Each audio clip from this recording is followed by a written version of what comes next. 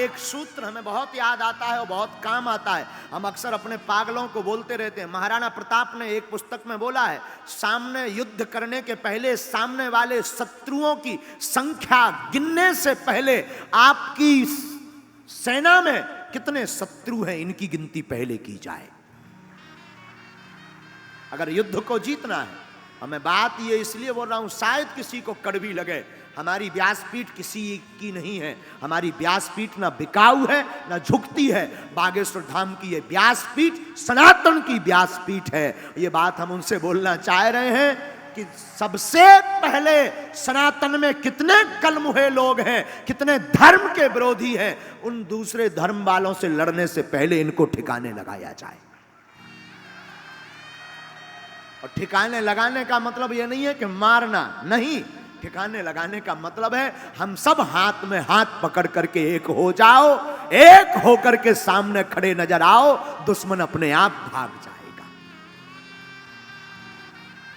आज यह हाल है, विचित्र स्थिति यह है कि हम आप सब, कोई कहीं जा रहा, कोई कहीं, भगवान भी नए नए प्रकट कर लिए गए, अपने अपने हिसाब के भगवान बना लिए गए।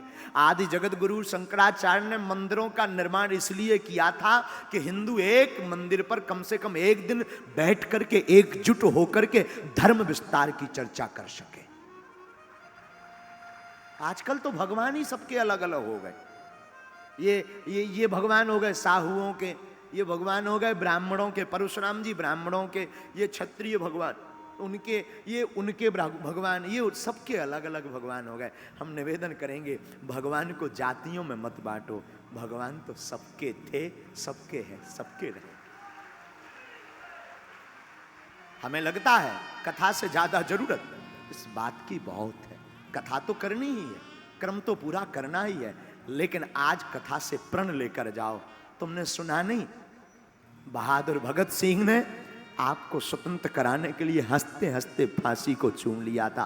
तुम्हें फांसी पर नहीं चढ़ना है, तुम्हें तो कथा से आज सिर्फ इतना वचन देकर जाना है कि कोई भी सनातनी संतों पर, सनातन के भक्तों पर कोई उंगली उठाएगा तो हम सब एक होकर के उसका जवाब देंगे।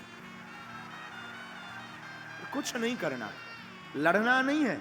हम लड़ने की बात नहीं करते हैं, हम किसी धर्म के विरोधी भी नहीं है, हम किसी धर्म के विरोधी नहीं है, लेकिन अपने धर्म के कट्टर हैं, ये हमारा सौभाग्य।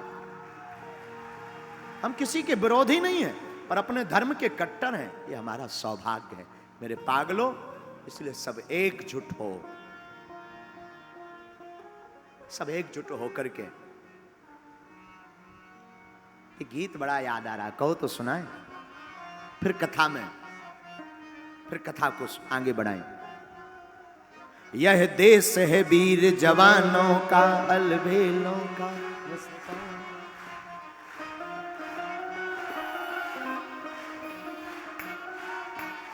सबको आता है ना, तो दोनों हाथ उठा करके भारत माता की।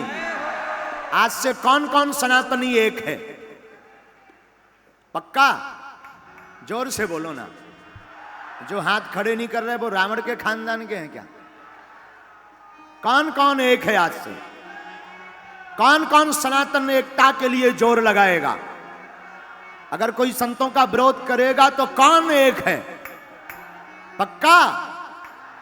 यह देश है वीर जवानों का, अलबेलों का, मस्तानों का। इस देश का यारो हो, इस देश का यारो क्या करे।